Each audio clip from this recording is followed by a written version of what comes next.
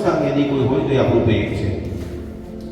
અને કર્મગ્રંથની અંદર જ્યારે તમે ધીરે ધીરે ડીપલી અભ્યાસ કરીશો ત્યારે નાભીની અંદર 8 રૂચક પ્રદેશો આવેલા છે.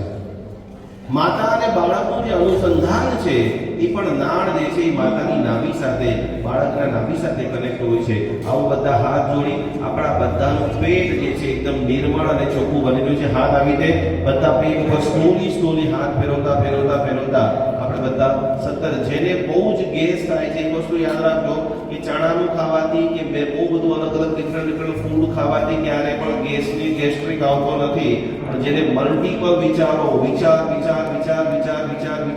આવ્યા કરે છે એને સખત કોટીનો પેટની પીડા ભોગવવી પડે છે. તો મંત્ર થેરાપી, ઓલ્ટરનેટિવ થેરાપી દ્વારા તમે કેવી રીતે વધારેમાં વધારે સ્વસ્થ બનો, આવું બધા દિવ્ય મંત્રોને સાંભળતા વિધાન કરીશું.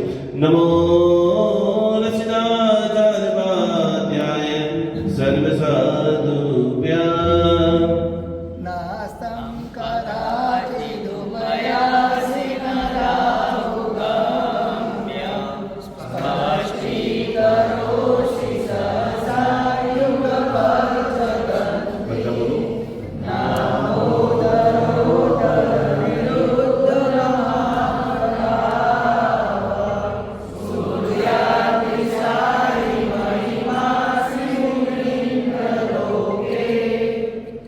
ઓમ ભ્રીમ અર્હં નમો અઠંગ મહાનિમિત્ત કુશલાનમ. ઓમ નમો નમો અટ્યમટ્ટે ક્ષુદ્ર વિઘટ્ટે ક્ષુદ્ર પીડામ જઠર પીડામ ભંજય સર્વ પીડા સર્વ રોગ નિવારણમ કુરુ કુરુ સ્વાહા. ઓમ દેવદેવરાય નિદ્રાય ગોમુદ્રિવારાય શ્રીમદે આદિનાથ જનેન્દ્રાય જલાધિકમિજામય